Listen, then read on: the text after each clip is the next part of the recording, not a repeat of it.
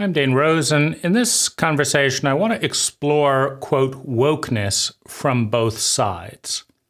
So I'll start with the sympathetic perspective.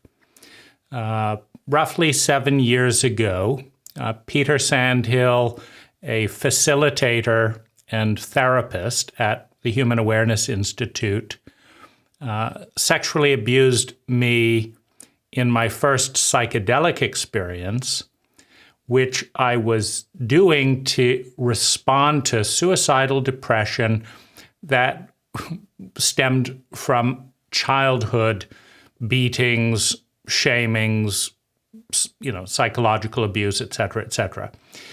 And so it was, in many ways, it was a reenactment of childhood abuse.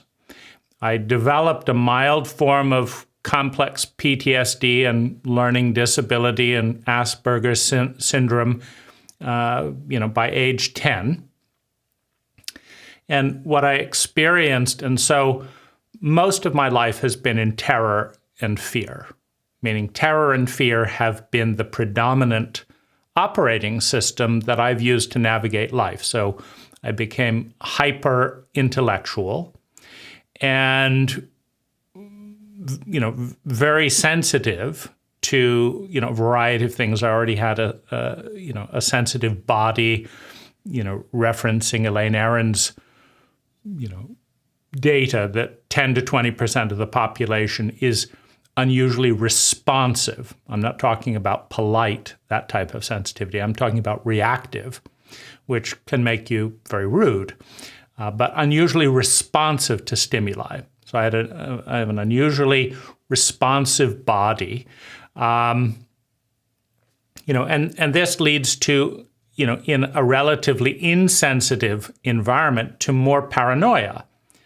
Because when small things have big biological impacts that skew towards the negative, then the response is to try and avoid and or control the environment in order, because the other protocol is learned helplessness, right? When you constantly barrage an animal and don't help them get out of the electric shock type environment, they just give up. Right. So there is that element in me, the part that just wants to collapse and do nothing, et cetera, and, depression and suicide to escape it.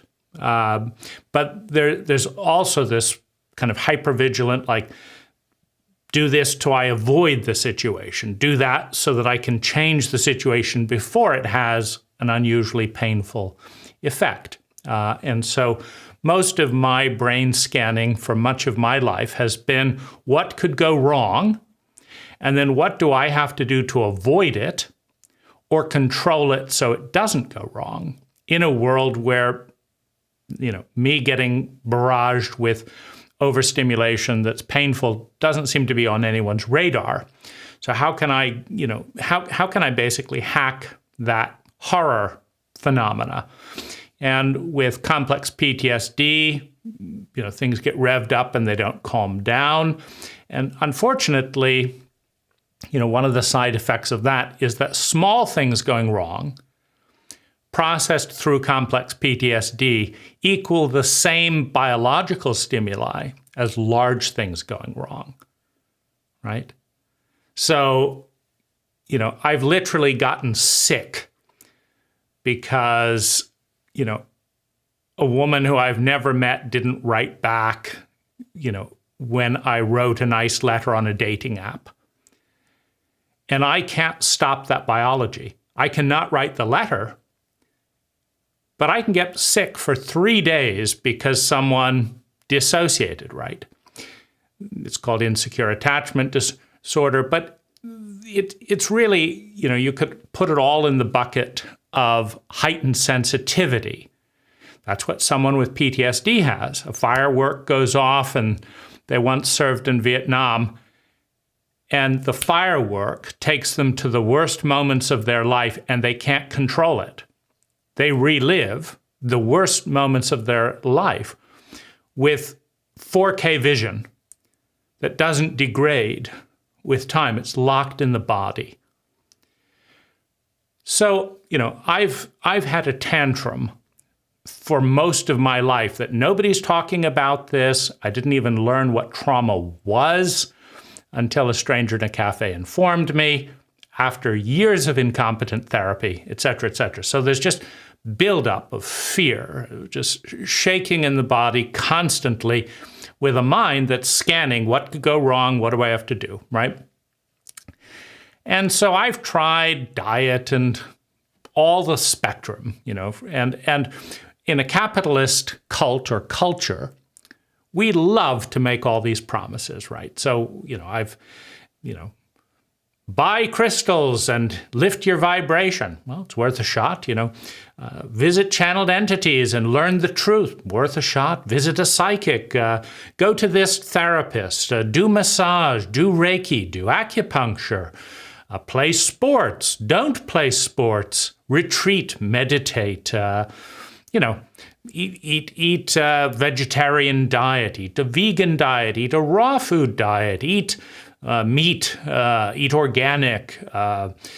Be creative.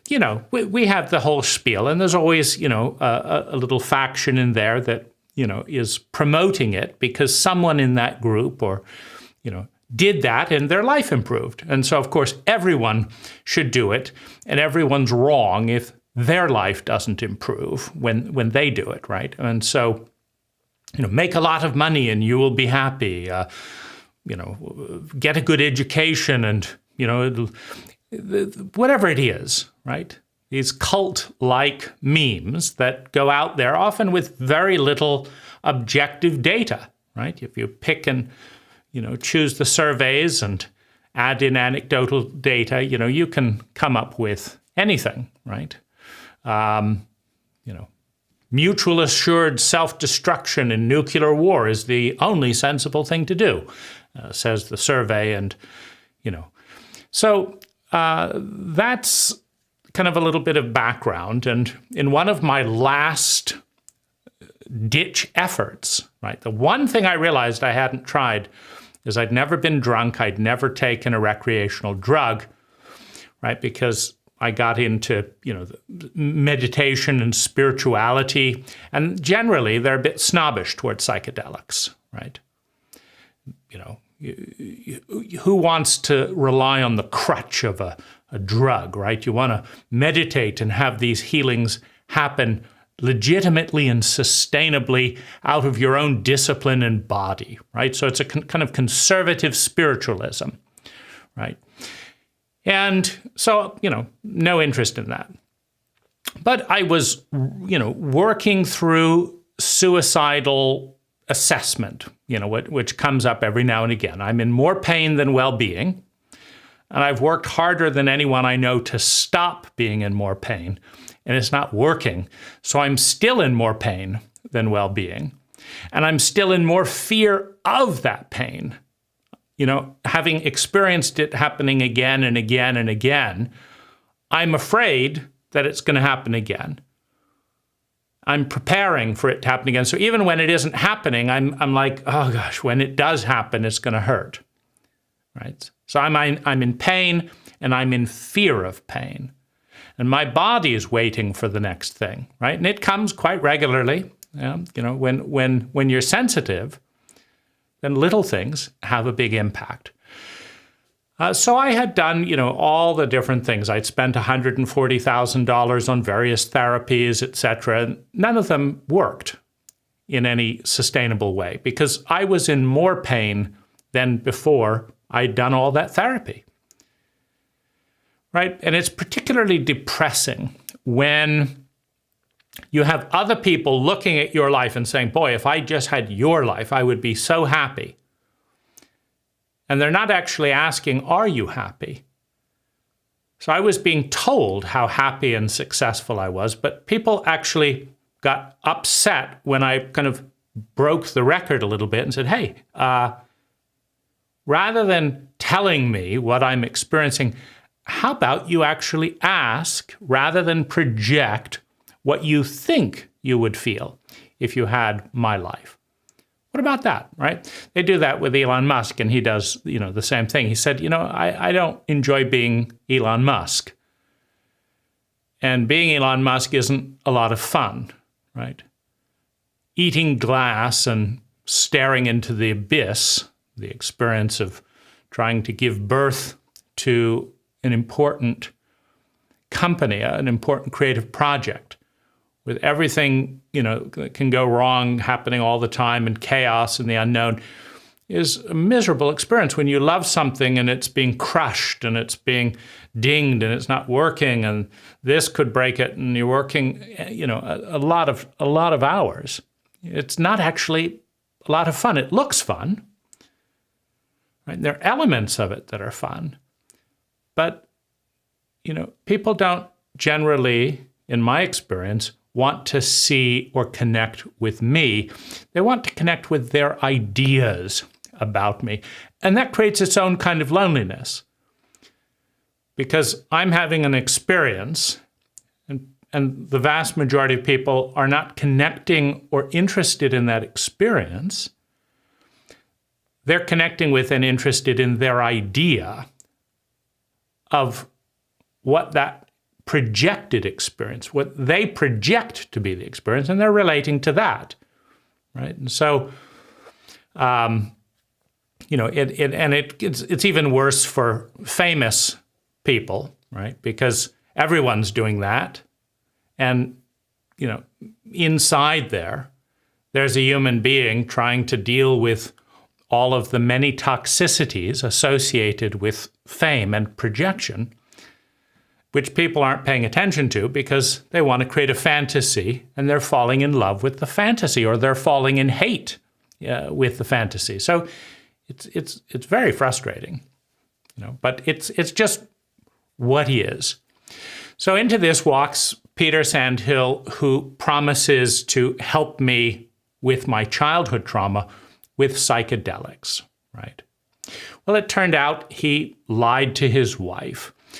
He seduced me during my first psychedelic session, which brought up all kinds of stuff. He broke his agreements with the Human Awareness Institute.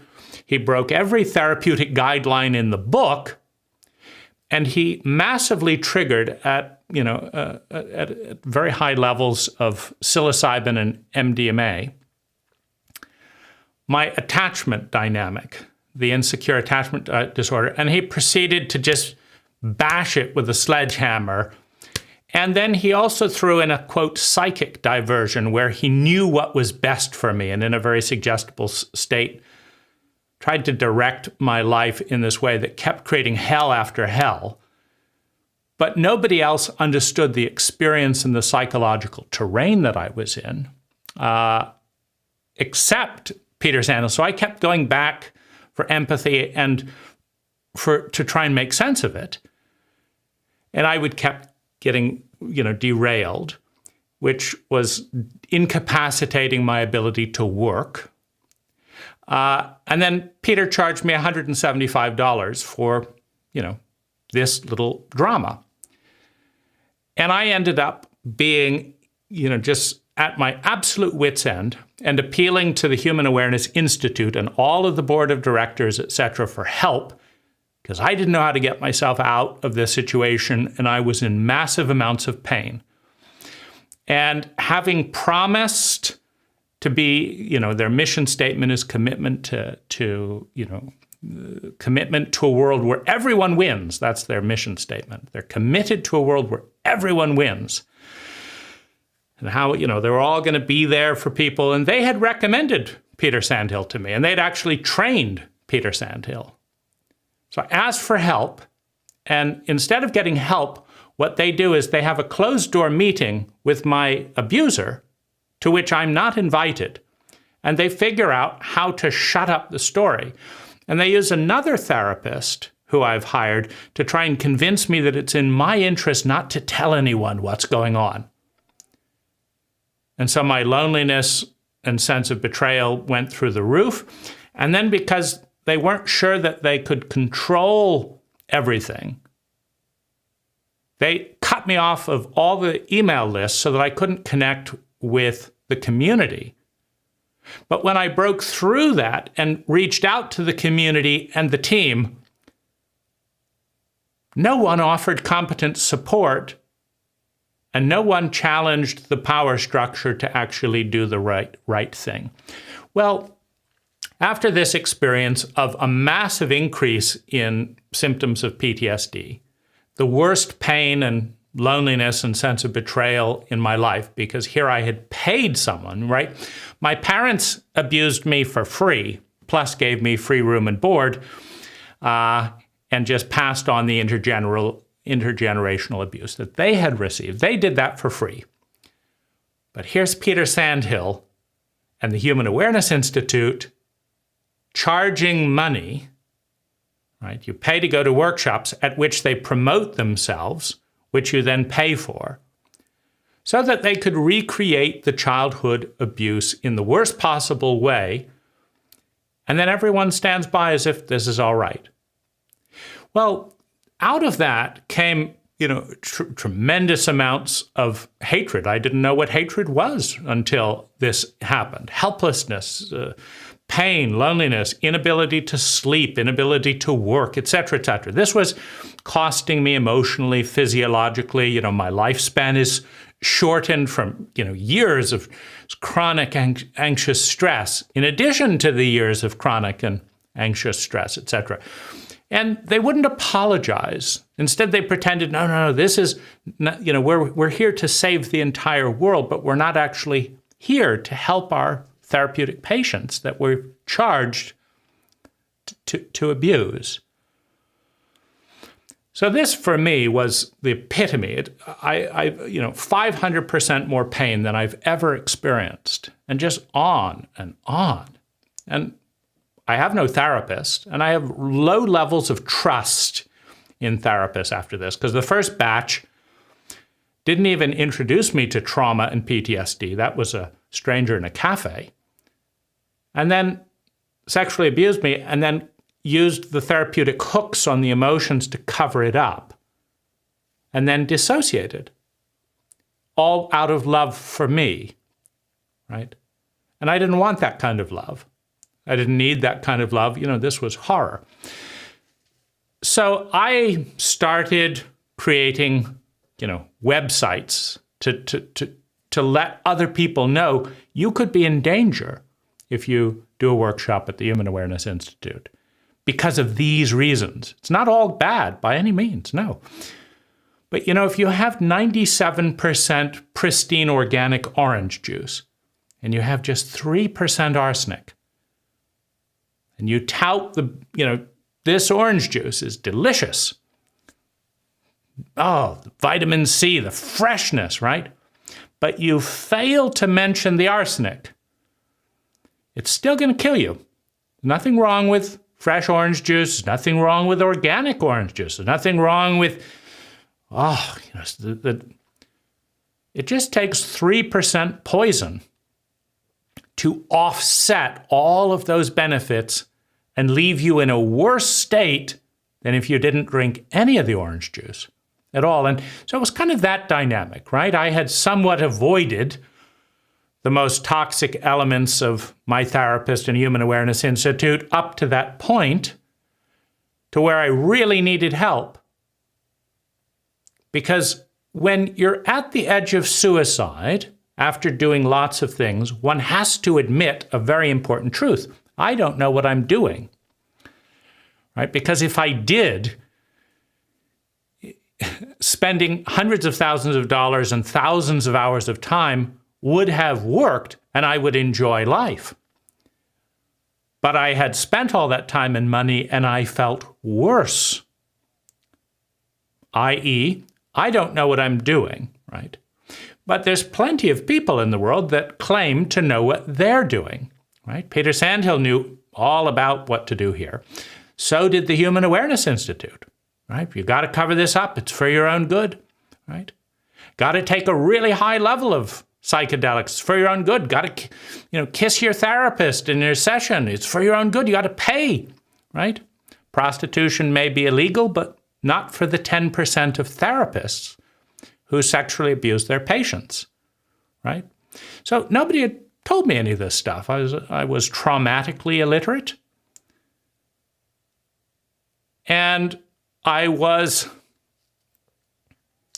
I was psychologically illiterate. Like, I couldn't see how all these dynamics worked to create maximum amount of pain that I couldn't deal with alone. At the same moment that I was isolated for talking about them, right? And so there's a little bit of trap here in the cult, right? So I became, quote, very pro-woke. I hadn't been interested in protesting before. I thought, well, if you don't like something, fix it, right? But I didn't know how to fix this. So I moved into protest, right? I wrote emails.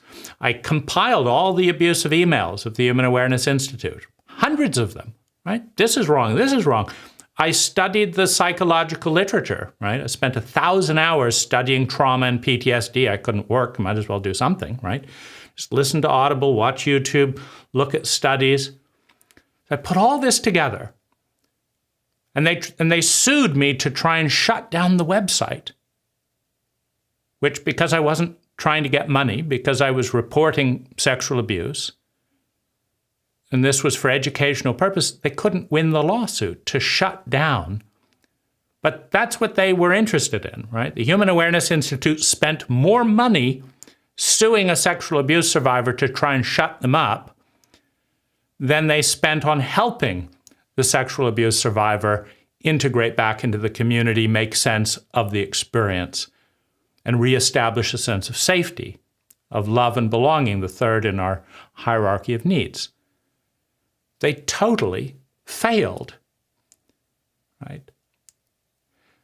So what does someone do who is silenced with lies, abuse, and incompetence, right? You have to protest. And I was so furious that everyone didn't drop everything because I was in agony every single moment, and the agony went on and on. And I knew other people were at risk. They started surfacing. That happened to me. That happened to me. Oh, they did this to me after they did that to you. They lied about this. So I knew this was happening. It was a risk, and it was horrible.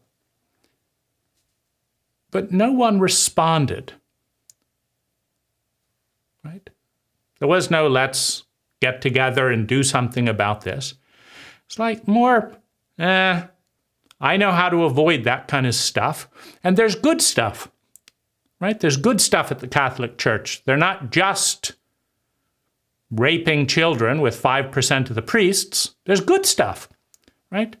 So when you've got good stuff and poison, a lot of people apparently know how to navigate between the two. That I know how to eat the good food and avoid the poison, right? But a lot of people don't in a psychologically illiterate culture. So, that's the attitude that I was getting was, we'll just avoid the poison, but we don't want to rock the boat. We don't want to be cut off from our emails, right? So furious, right? And protest and, this and this and this. So that's the part of me that's sympathetic to woke, right?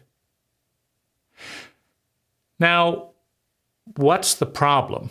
What's the problem with woke? What's the problem with, this whole response? And to understand the problem, we have to understand the brain function and its evolution in an ecological context. So we all have the reptilian brain, and it's the oldest brain. It's the crocodile brain. And the protocol of the crocodile brain, the reptilian brain that we each have that is operating inside each one of us at every moment of every day, because blood is going to it, right? And it has an operating system. The reptilian brain is fight other people when you can extract something from them that is nourishing from you, and they are smaller than you. Flight, run from other people who could extract something from you, and they are bigger than you. And freeze, when you can't run effectively or chase effectively, and so it conserves energy to freeze, to play dead, to pretend not to be a threat, and not to be worth eating, to hide, to freeze, or please, to ass-lick someone who has something that you want, and basically say, I'll do your dirty work, I'll be your bitch, if you take care of me. And a sociopath will make that deal, meaning a sociopathic person who has power, as long as you maintain the position where you can be useful to them regularly. See, a sociopath, as soon as you can no longer be useful to them, if you please them and they only want that one thing from you, well, they discard you. But if they want what you have and you can keep giving it weekly, then a sociopath will protect you in order to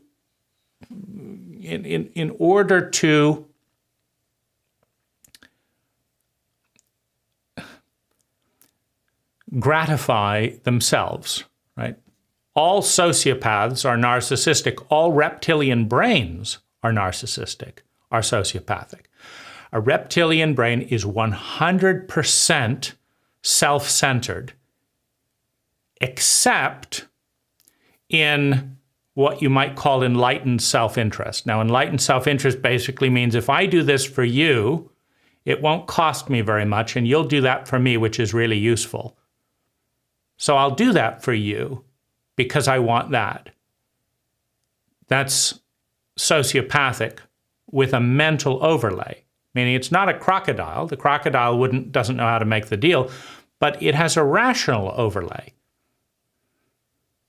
You see, I'll ship your goods because otherwise you'll write a bad review and nobody will buy from me again. So even though I don't want to ship your goods, I want to take the money and never ship the goods, that'd be a great business, wouldn't it? Take all these people's money and never ship the goods and then just move when enough of them get angry to come hunting for you, right?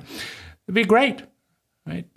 But if I get good reviews, my business can grow. My business can't grow on that. So I have to ship the goods and they have to be high quality, right? That's a sociopathic operating system that has an overlay of the next brain, which is mental. The rational sociopath. The rational sociopath will cooperate with its environment as long as it's useful. As soon as they have what's called fuck you money, that's what they say, fuck you. I cooperated because I needed you, but I no longer need you, so go fuck yourself, right? Anyone in that state who finds that appealing is a rational sociopath. So you've got the sociopathic brain, you've got the rational sociopathic brain. Now, you don't become a human being until you've got the empathic brain, right? So what determines, right? We've all got these brains. We've got the sociopathic brain. We've got the rational brain. We've got the empathic brain. So what determines the brain that's getting the most blood, right? Because that's the primary operating system, right? These all are running. Everyone's got an empathic brain. Everyone's got a rational brain. Everyone's got a sociopathic brain. And they're all getting blood. And the one says, here's what you do. Fight, flight, freeze, and please. That's it. That's the only modes it has, right? So it's saying that. And your rational brain is trying to figure out what works. It seems like if you walk on the sidewalk, you don't get run over. So walk on the sidewalk. That's all it does. It figures out patterns and tries to avoid pain and increase pleasure by following the pattern that works, right? And the rational brain is very interested in what works. Oh, right? If you put a soda thing here and you push it into the water, you get carbonated water. Let me try. Okay, that works. I see. So if I feel good, if I feel better with carbonated water, it's more tingly, then that's what I'll do, right? That's all it does. We're not talking about empathy or anything like that. We're just talking about a pattern analyzing brain. So when you combine the reptilian brain and the rational brain, the pattern organizing brain, you get the single most dangerous pattern of intelligence on the planet, the rational sociopath. The highly intelligent sociopath that can observe all of these patterns and use them to personal advantage at the expense of everyone else. And I could start a war, and if I knew when the war would start and I knew how the stock market would behave in the war, I could make millions. If I could just start this war at just the right time, I could be so rich. Now, of course, millions of people would die, but the rational sociopath is all about me, right? It is incapable. The rational brain is incapable of empathy. The reptilian brain is incapable. It's fight, flight, freeze, or ass lick. That's it. We're not talking about love. We're talking about survival. Now, the way it works is you've got blood, right? Blood's coming from the heart. And some blood is always going to the reptilian brain to keep its operating system up and running. Some blood is always going to the rational brain, keep its system up and running. And some blood is going to the empathic brain. Now, that's the brain that says, wow, I feel upset when somebody insults me, so you probably feel upset when somebody upsets you. And I know what that feels like. So I don't want to upset you because I don't like being upset. It's called empathy, right? Projecting care for self out onto others. It's empathy. It's attunement emotionally, and it's honoring the fact that we are in a relay of energy, that we're in an ecology together. It's saying that I feel better when you feel better.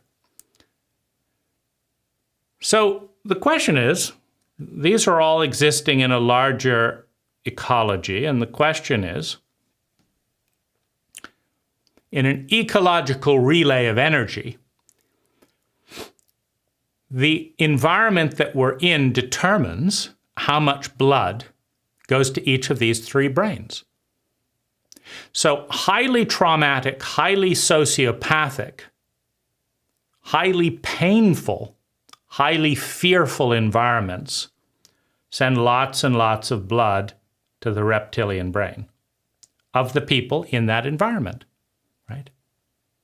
In other words, if you want to flood your reptilian brain with lots and lots of blood, just go into an environment where your sister is killed, where your mother is raped, where there's not enough food to go around, where it's freezing cold and there's not enough clothes, and you will become a reptile.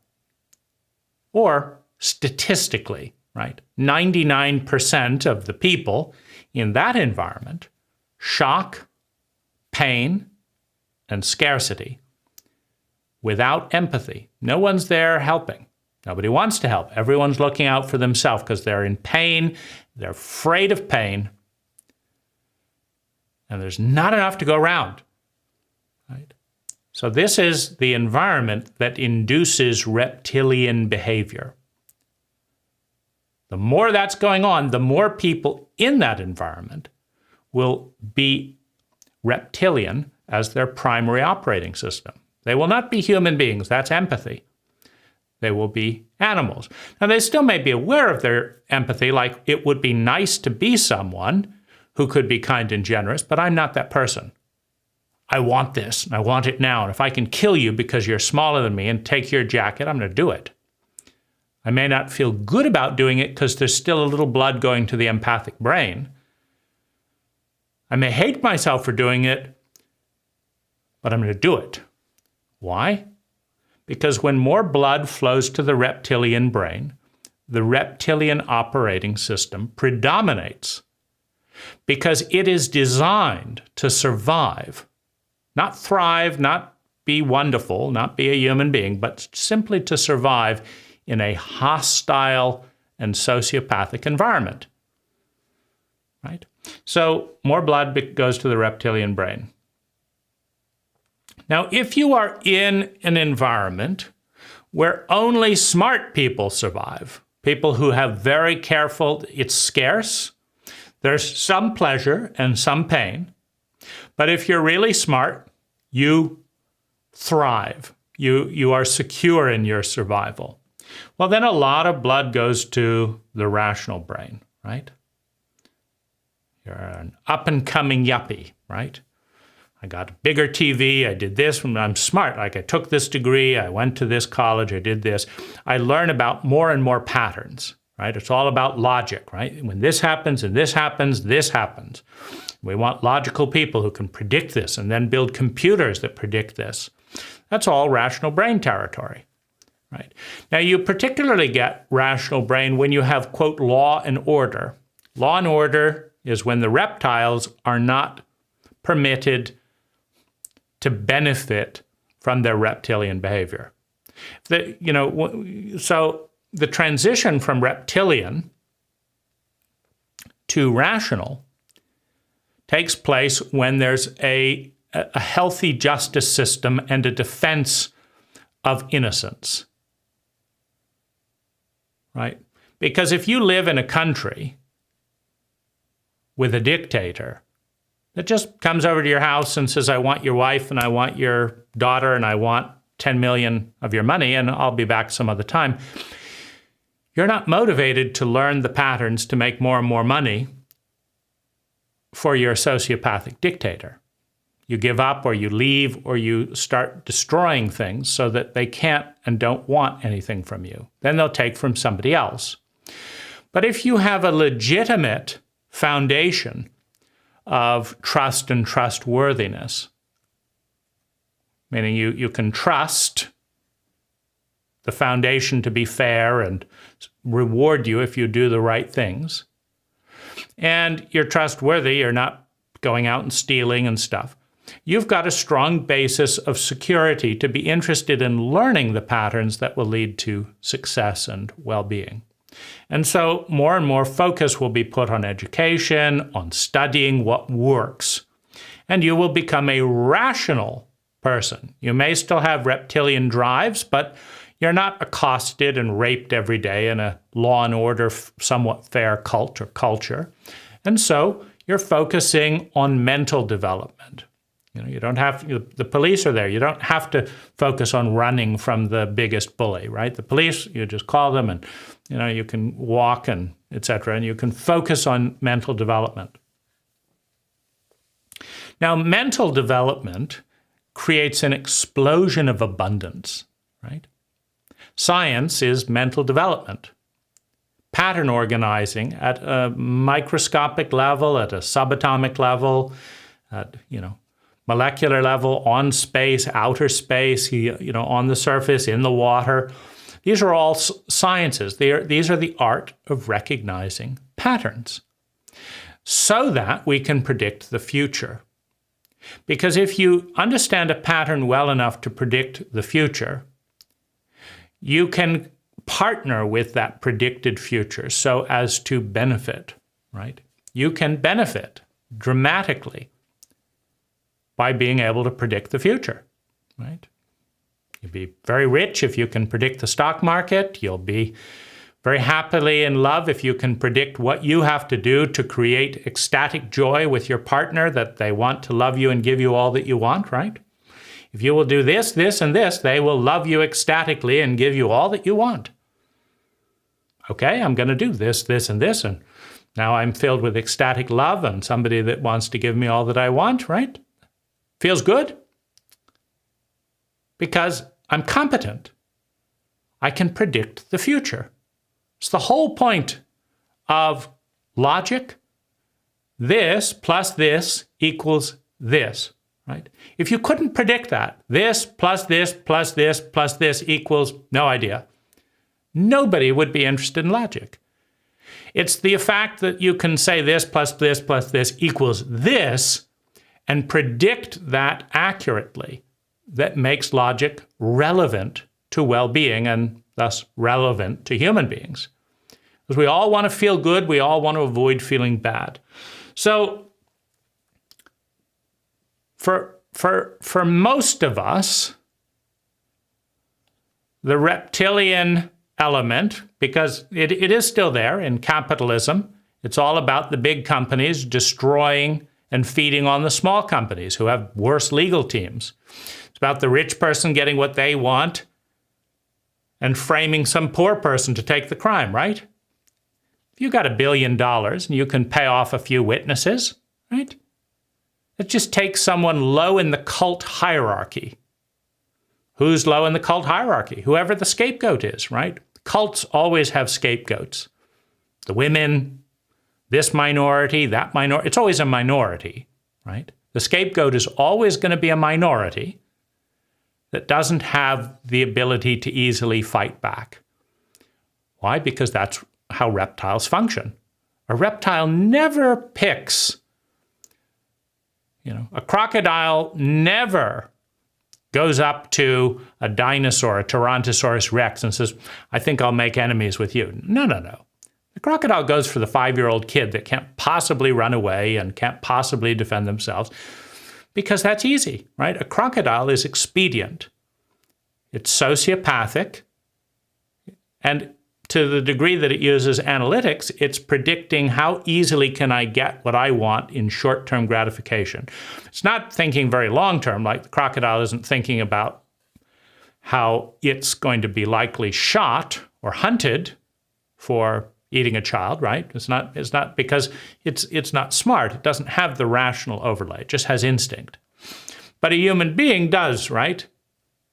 If you start murdering women at night, after that's been in the headlines 5 times, right? You've murdered 5 women in Chicago.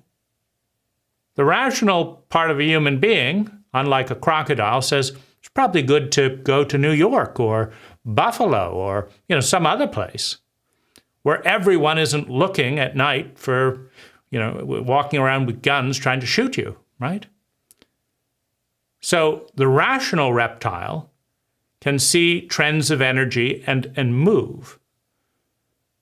And capitalism is filled with rational reptiles, right? Let's pick on this company. Let's short their stock. They really need help right now. Let's short their stock and make a killing, says the reptilian brain. So we're alive and well in reptilian territory, but we have some legal framework around it, right?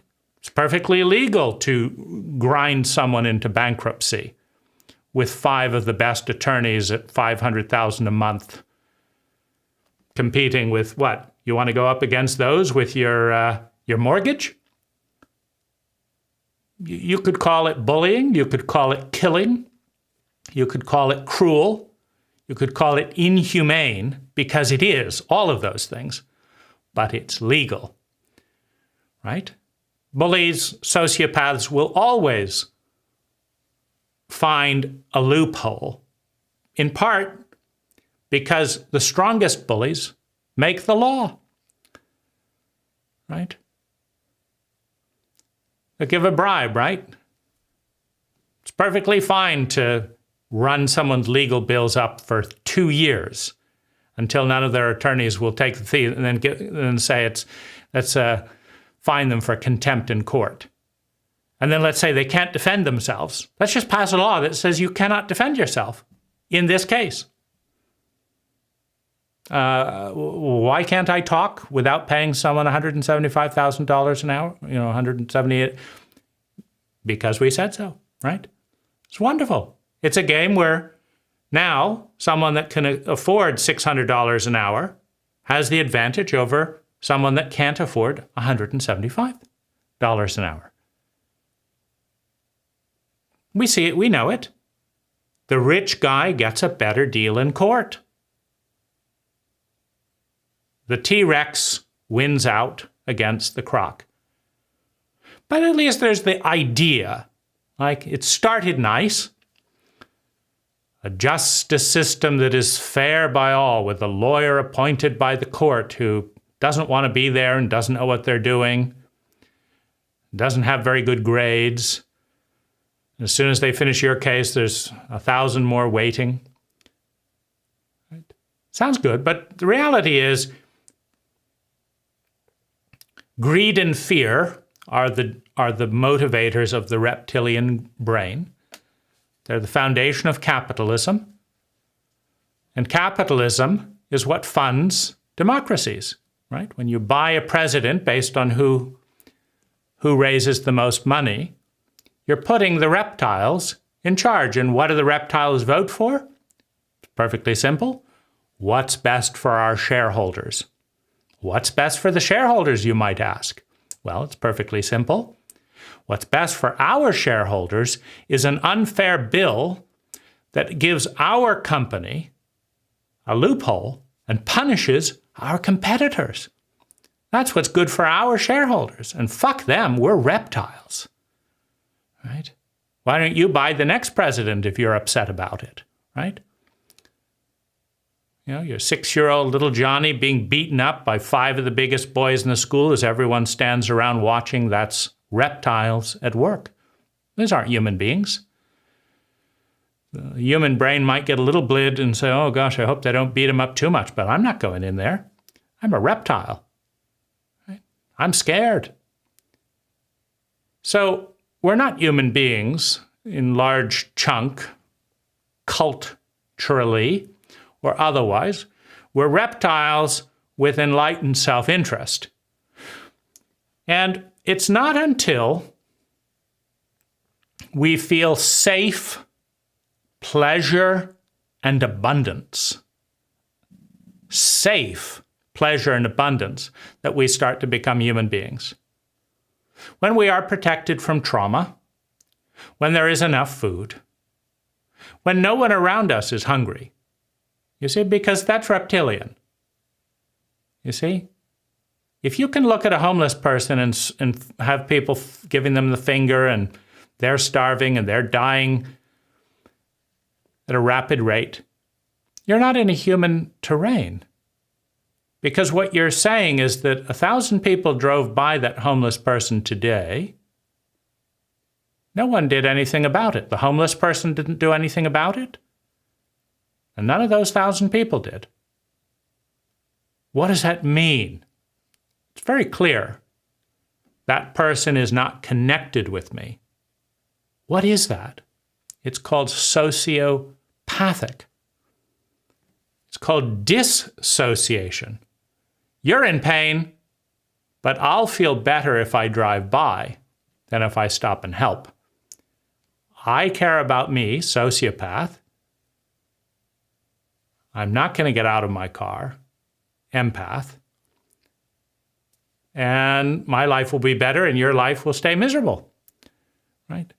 So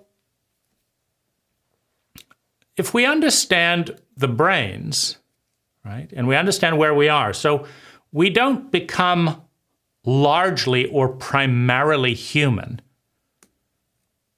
until the rational brain, which is about enlightened self-interest, creates enough abundance and enough intelligence to create safety for everyone, right? It's been shown that it is harder to watch someone else being tortured than to be tortured. Right? In a family, you will often have people arguing, torture me, don't torture my sister, right? You'll have an older sibling take the incest to protect the younger sibling.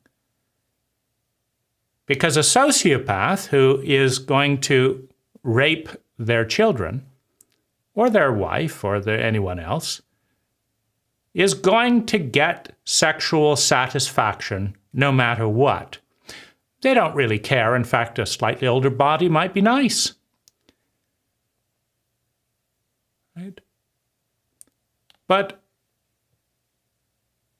an older sibling will often intercede.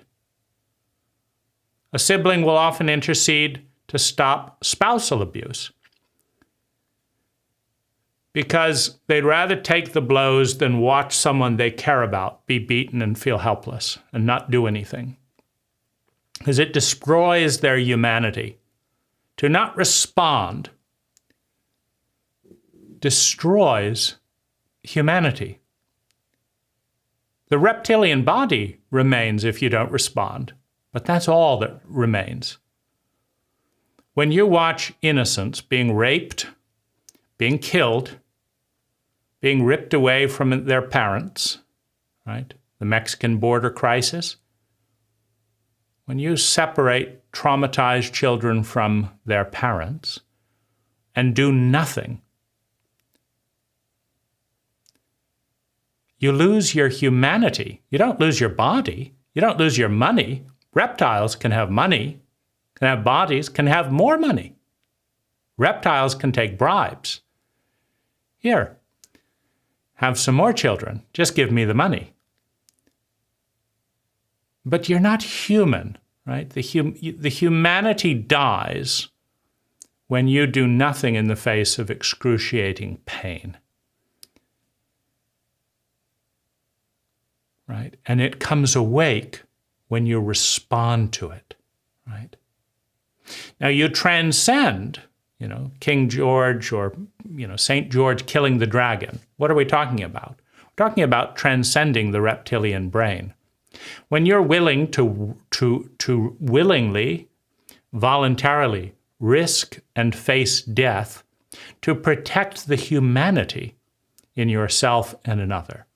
When you value being human above survival, that's called transcendence.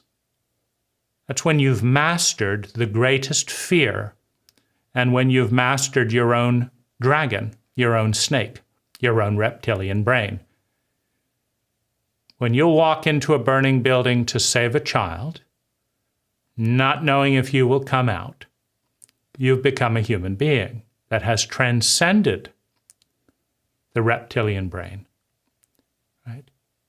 When you'll fight for the person who's right, even though you know you'll lose the battle, because it's the right thing to do, because it's beautiful, because it touches your heart. You are a human being, right? Most of us aren't, much of the time. Oh, they deserved that. That's not my problem. I'm a sociopath, and I've got lots of code. I didn't cause that, so I don't have to respond to it. That's not my child being raped. I know it's going on, but I always feel so uncomfortable when I'm confronting bullying rapists who sexually molest their children. It always makes me feel very uncomfortable. So let's let the life of that 5-year-old be completely destroyed so that I do not have to feel comfortable. And I don't like feeling that I'm a coward. I am, but I don't like feeling that I'm a coward. I don't like the idea. What I like is the idea that it is none of my business. I like that idea. I would protect that child if it was my business, says the rational reptile. But my business is defined by laws, says the rational reptile. I'm not the legal guardian of that parent, of that child. It's not my business. If I want to grow up and live in a country of molestation and trauma and sexual abuse, well, that's my right. It's none of my business to look into other people's houses. This is the line. And that's happening on the other side of the sociopathic barrier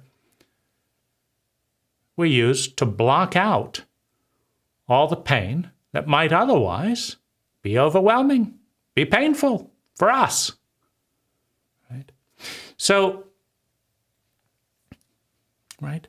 But if we do something, If we say, wow, well, if I'm terrified and I'm 47 and I'm a white male with money and privilege,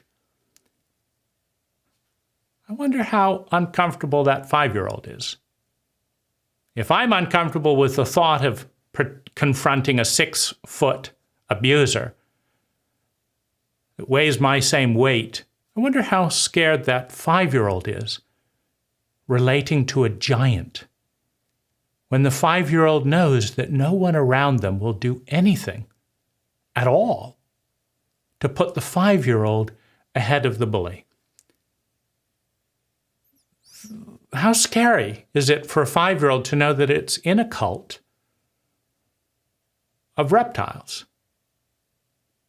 See the terror in its eyes and say, hello, have a nice day, Johnny. I'm not getting in there, right? Betrayal after betrayal after betrayal. And when that 5-year-old angrily bursts out and is told to shush, or they'll be hit, and nobody does anything, that 5-year-old doesn't feel loved, cared about. That 5-year-old knows, right? The 5-year-old knows it's surrounded by reptiles, and it has to pretend to be happy so that other people won't be uncomfortable and won't punish it. So this is the environment that we're in, and how it works is a progression, right? It's an evolutionary process. The reptile brings excellence and competence to the planet. How, right? Well, if you're in an environment in which the strongest, fastest, smartest sociopath kills you and consumes all your energy, and then gets even smarter, faster, and more sociopathic, what remains on the planet after 100 million years of that? Smart, fast reptiles, right? That run faster and are smarter and quicker than anything else, that have more claws, right? That have better nukes. That's what wins. The most competent. It's not human, right? It's cruel, it's cold, there's no empathy, but there's excellence.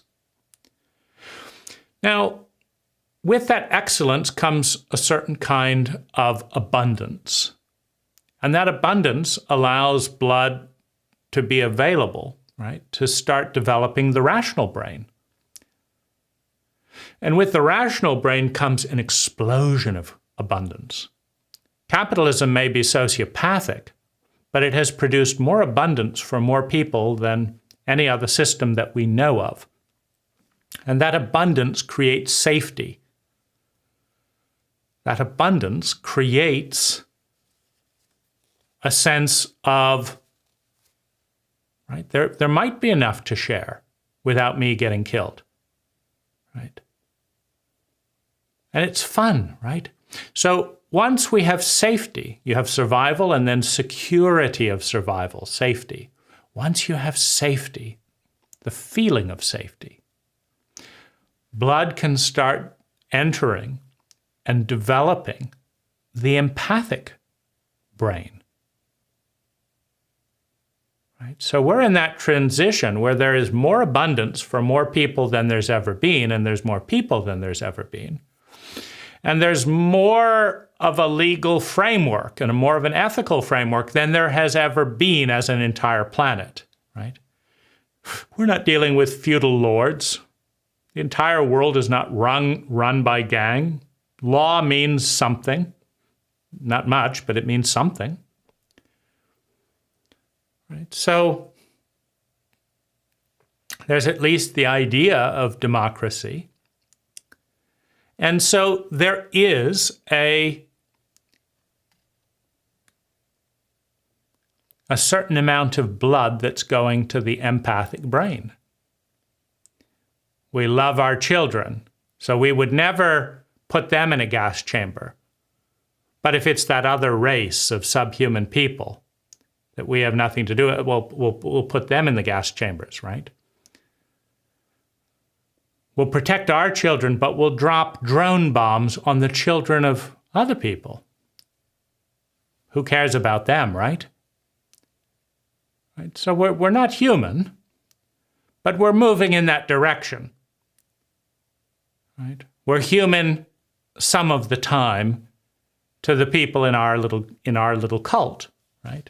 Who look like us, whose skin color is like this, who believe what we believe, who have shared experiences. And this is an important thing to understand about empathy.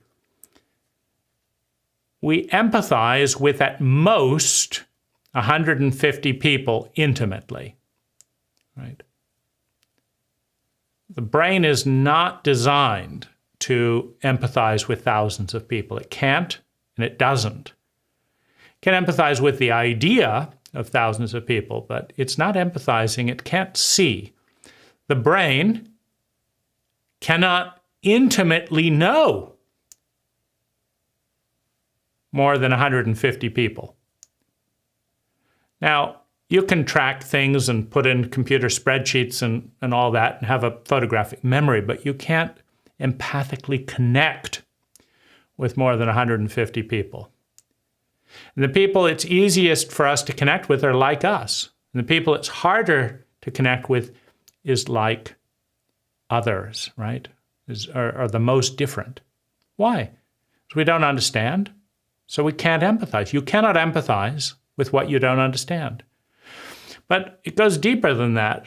The greatest terror of every human being is the unknown. The unknown means I'm out of control. I don't know what's next. Anything could happen, including our worst nightmare. The unknown is the most terrifying territory of the human psyche. I'm going to be out of control. I won't know what to do. I'll be overwhelmed, and I don't know what will happen. That's called trauma. And the people who are most different from us are in the territory of the unknown. And as trauma survivors in a traumatically illiterate culture, we know how to cause trauma, we don't know how to heal it, and we don't know how to take good care and empathize with the people experiencing it. We know how to dissociate from them, we know how to shame them, we know how to blame them, we know how to abuse them, but we don't know how to heal and love trauma as a cult. So we don't, right? Well, who wants to confront the unknown and be faced with the most hellish trauma imaginable in a cult that doesn't know how to respond and love it? No one, right? And so we stay as far away from the unknown as we possibly can. We think we're being very daring, right? I think we're being very daring. I think I'll wear this tie. Why a tie? Well, it's just what our cult does. We do it because we do it, and that's why we do it. So you better do it too, or you'll be punished, right? That's how cults work. But I'm going to be very daring. I'm going to wear a pink tie. Men are supposed to like blue, right? Things are changing. We're not going to get rid of the tie. No. A pink tie. Right? Is everyone noticing? Right? I'm going to seek attention. That's what we do in our cult. We seek attention. And if anyone can get more favorable attention than other people, then they're a hit. They're popular. And if you're popular, people will like you and want to be your friend. If you're unpopular, they will shame you and dissociate you because you need friends, so we won't give you any.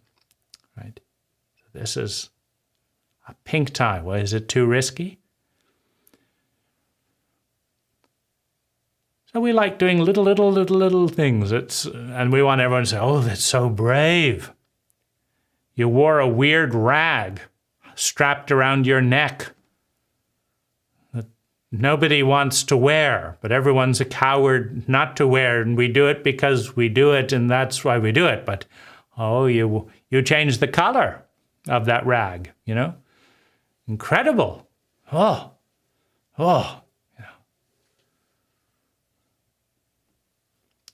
Take that any day to spending time eating grasshoppers. Never, well, those disgusting things, right? A source of protein. Millions of people do it. Not me. Never heard of it, right? Savages eating insects. They're not human. Let's kill them, right? Let's not be exposed to a vibrant identity, right? It might change me. It might take me into unknown territory. Terrified. So this is, right? This is who we are. This is our point in history. So the reptilian brain is getting a lot of blood because we've all been traumatized and almost no one has competently dealt with the trauma. So blood is going to the reptilian brain of 95% of the population a good chunk of the time. Blood is going to the rational brain as we've emphasized science and this and that, the other. And within our little confines and within our little cults, our little subsections of our cult, I'm always polite to the blonde, hot women. I just shame all the other women who are ugly and I don't want to fuck.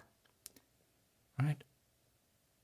I'm always polite and pleasing to rich, handsome, dark-haired, tall men. I'm just a bitch to all the other men who I don't want to fuck. I don't want to take care of me, right? So our little cult, right, our little subgroup, we're oh so nice to them. Get away from me, you wretched relative. Don't make me look bad. Get away from them, right? It's not love, though. It's not empathy. Is it greed? Is it fear? Right? That's not the empathic brain. Those are reptilian drives. Oh, I want that person. I'm going to lie. I'm going to cheat. I'm going to get him into bed. Fuck him. Greed. Or, I love you, but I'm afraid of what my parents will think of me, so I'm going to get rid of you. Fear. Right?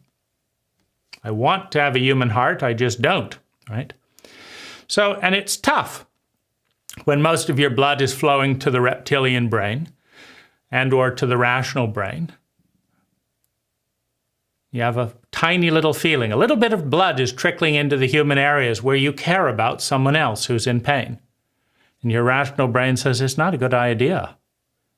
Why don't you pick friends who don't need you, who can give things to you, and get rid of the friends that really need you? Because you can get more that way, right? Pick 5 friends that are smarter than you, wealthier than you. That's what a smart person would do. Of course, the people who are richer and smarter and happier than you are, the ones you're supposed to associate with, right? If they're sociopathic too, they won't have anything to do with you, right?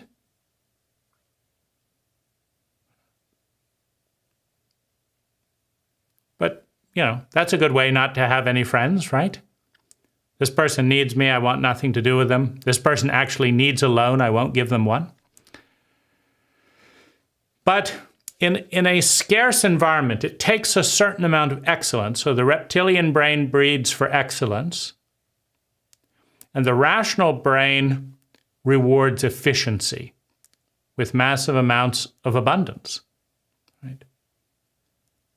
If you're the company that can store the most online storage profitably for the least amount of electricity, and thus offer a lower rate, so you're the cheapest and best provider of online storage, you will have billions flowing into you because you've used rationality to create efficiency. And the person that really needs help will get nothing because we're dealing with rational and sociopathic in the capitalist framework, right? But let's say you've been a rational reptile for 20 years.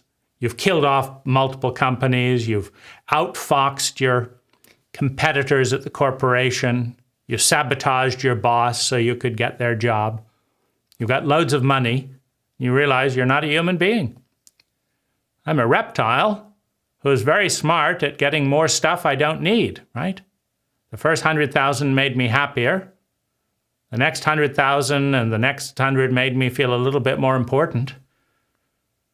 Now I'm just running around because people say I should get more and more money to get more and more money to get more and more money, and I don't have any love because I'm not a human being. I don't really like myself. When I start putting blood into my empathic brain, all I see is all these people I've hurt and betrayed. I don't really like myself. Well, that's when the empathic brain can start either being dissociated from, I'm going to drink myself, I'm going to avoid that, or you start learning from it. Gee, it does hurt on an empathic level to betray someone. Right? But that's the progression, and it is evolutionary, and it will happen. Reptiles happened, the rational brain happened, and the human being is being born to some extent, right? To some extent, right? And there's, and because we worship money before we worship humanity as rational reptiles, right? We've elevated the wealthiest people to be our gods and goddesses, mostly gods, but also goddesses, right? If you're a rich, sexy, independent, masculine woman, you can be a goddess in this cult. And so we've elevated that. And I want to be like that, right? I want to have more money. I want to have more power. I want to be able to do these things, right? But, as more and more people do that, and the word gets out that it's not a lot of fun to be Elon Musk or Donald Trump or right, Steve Jobs. It's not a lot of fun. It seems like it might be. It's a good act. But the fun really starts in your humanity. And to be a human being, you have to be empathic. And to be empathic, you have two questions. Who's in the most pain? How can we help? It's all of our responsibility, right? So that's a good start, right? But you have to look at the foundation, right? So this is the anti-woke talk, right? You have to survive before you can develop your rational brain.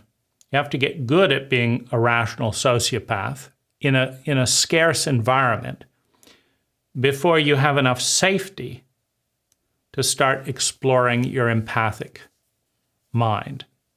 If you are in a world where power is scarce, where popularity is scarce, where love is incredibly scarce, I'm not talking about lust, but love, where safety and security for human beings is scarce, where you're seeing horror played out across the globe, children wielding guns, children on the street, 20% sexual abuse, 70% loneliness, 20% depression. When you're dealing with all of this misery and so little love and belonging, you will be terrified of a pain that you've experienced and of a pain that you project into the future. And that terror will stimulate not just yours, but everyone's reptilian brain. And so there's a negotiation that goes on. I'd like to be a nicer person, but there isn't enough. If I let them get the promotion, then they get all the popularity, they get all the sex. They get written up and their parents call up and say, I'm so proud of you. My parents aren't going to call up and say how proud I am because they are in scarcity, because they're based on shame. Their idea is that if they shame and disown the children that don't make a lot of money,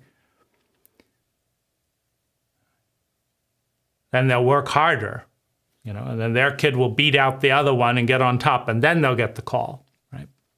Or they never will, right?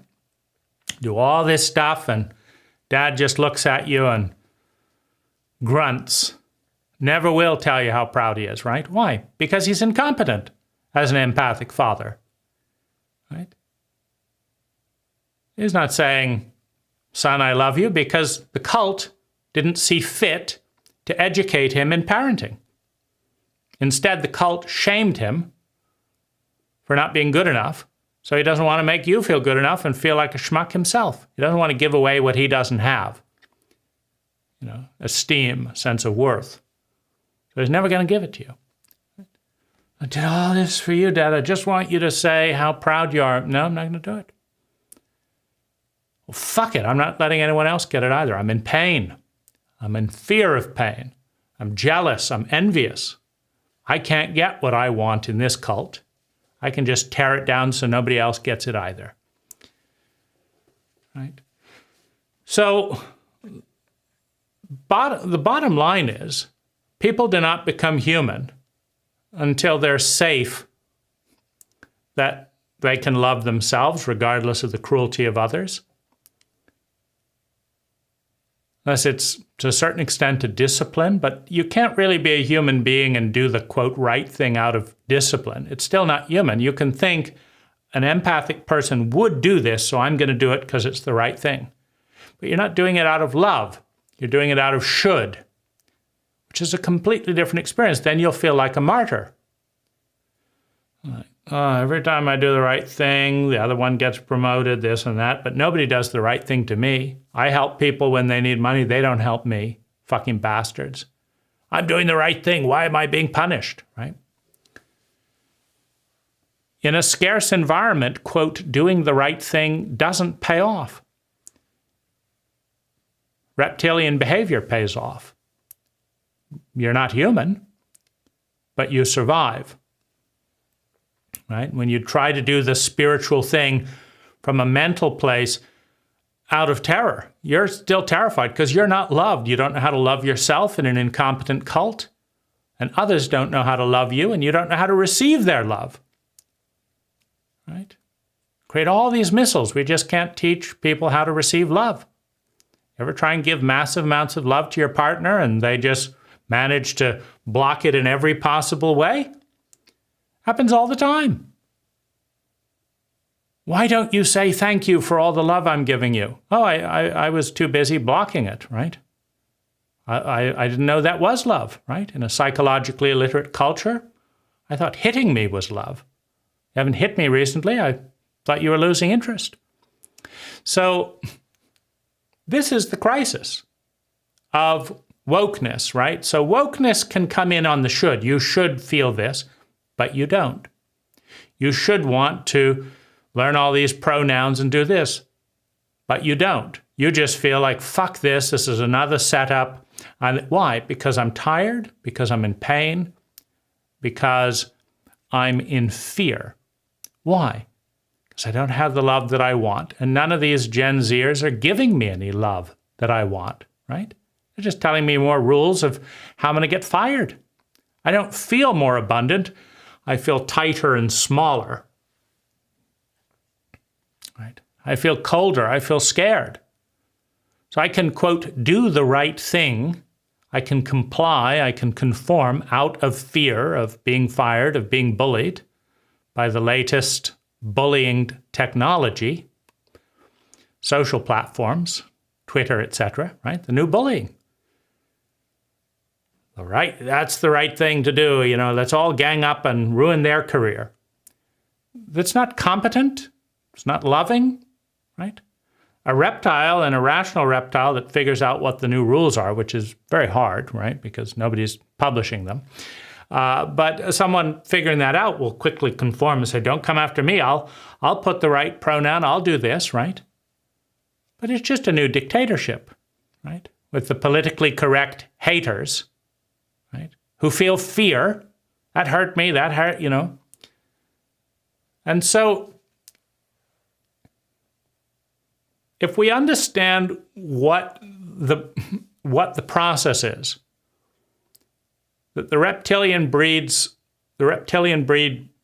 breeds for competence, and that competence leads to a certain amount of abundance, which then develops the rational brain, which creates superabundance. Other than killing each other and blowing each other up and sabotaging out of fear and hate and, as rational reptiles do, there is a superabundance of nuclear weapons. There's a superabundance of food. We throw half of it away, right? The rational brain creates superabundance, but still does not create love. It creates that abundance to protect against the fear of pain primarily, and to get status and rank primarily. That's the reptilian brain's job. But out of that superabundance, right, there's a sense of safety. And out of that safety comes a certain generosity, comes the question, like, what would be the right thing to do? I have enough money. I'm no longer interested in playing that game. I want to do the right thing. What is that? Well, you can begin to develop a more rational doorway into empathy. You can begin to learn empathy. I've got to spend time with people. I've got to read the research on empathy. You can do that rationally. Then you can step into a more empathic world. You're in an empathic world when your primary question is, which part of me is in the most pain and how can I help it? And how can we all help it? And which part of you is in the most pain and how can we all help it? How can I help it? That is the signature of the empathic brain.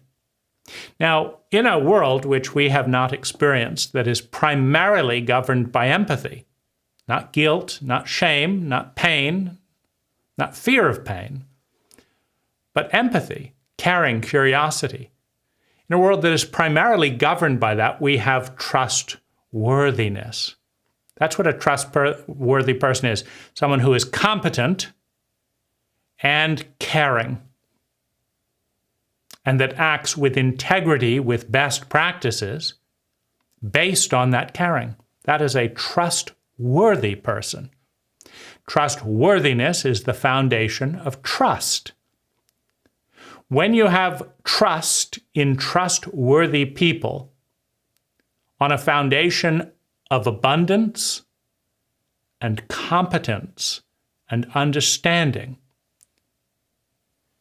you have an explosion of love. You have an explosion of empathy, and it feels good, right? In a scarce environment, everyone's in pain and fear of pain. So to open up your heart is to feel a lot of pain and a lot of fear and pain. But when you have a successful reality, a successful cult, where the things that people do, say, think, feel, and be create high levels of abundance for themselves and in a sustainable way with the ecology. So we take care of one another. Well, that is fun to open up to. I like opening up and feeling your joy. And when I do this, you feel even more joy and I like it. So I do it again, right? Now we've got a sustainable level of empathy that is impossible until there is high levels of competence and abundance. And so that's the job of the sociopath and the rational sociopath, is to create high levels of safety through creating high levels of abundance for anyone that wants it. That's the foundation of caring. Then when you say, it would make me much happier to be called C, I say, okay, C, well, I've got all the things I need and want. I'm enjoying making you happy. You want to be called C, you want to be called D, you want to be called sister, you want to be called Mr. I don't care. I just enjoy seeing your smile. Right? And today I want to dress in women's clothing. I want to see what it's like, right? Have some fun. It's fine. When you could get fired, when this could ruin the family reputation, when you couldn't go to school, when you'd be put in prison for liking someone of your same gender, etc. It's too much fear. There's too much pain to have empathy. Shut it up. I don't want to hear about that. Don't tell anyone, you'll destroy the whole family, says the sociopath in fear towards her homosexual son, right? But there are places in the world, right now, Brunei, you'll be put to death for being affectionate with a body of your same gender. Someone like you, for liking someone like you, you'll be put to death. Well, we're nowhere near empathy in such a cult, right? That's not human. Maybe dogmatic, maybe shaming, maybe controlling, maybe fight, flight, freeze, or please.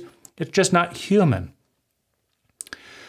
So we're in territory where, 70% of the time or more as a humanity, we are reptiles with varying degrees of rational intelligence directing our fear and our greed.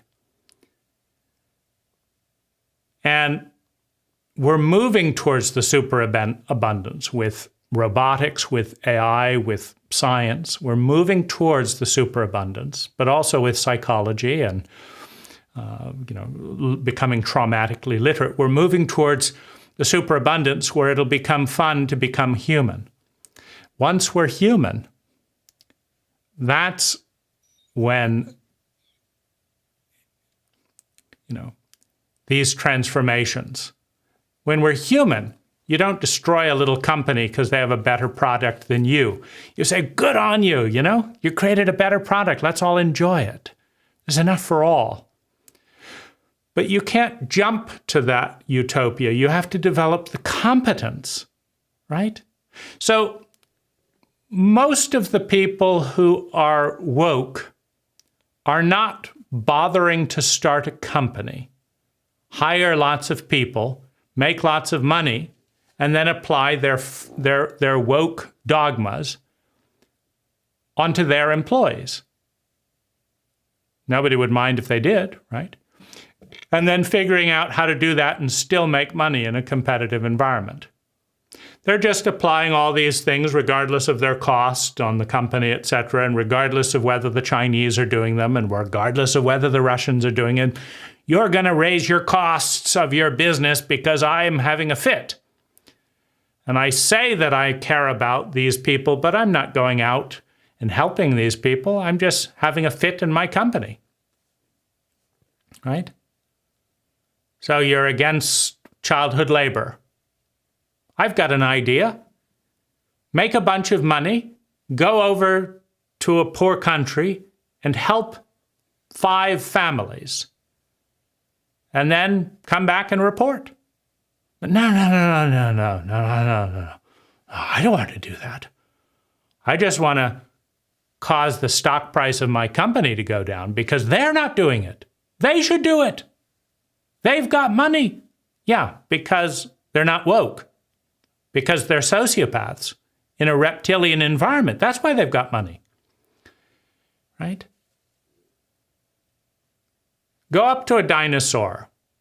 Don't pick on children, pick on someone your own size and get eaten, right? The ecology that we're in, right?